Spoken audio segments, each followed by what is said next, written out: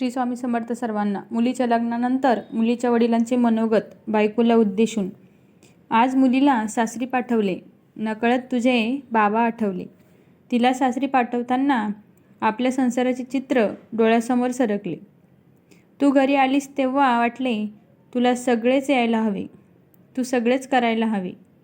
आज वाटते सासरच्यांनी आपल्या मुलीला सांभाळून घ्यायला हवे, तिला जपायला हवे. तुझे बाबा आले गेले तरीही नाही वाटलं विचारावं, आणि आज वाटतं जावयाने प्रेमाने बोलावं, हक्काने काही सांगावं.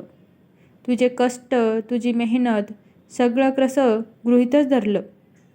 आता वाटतं लेकीचं कौतुक सगळ्यांनी करावं, तिने मानाने जगावं.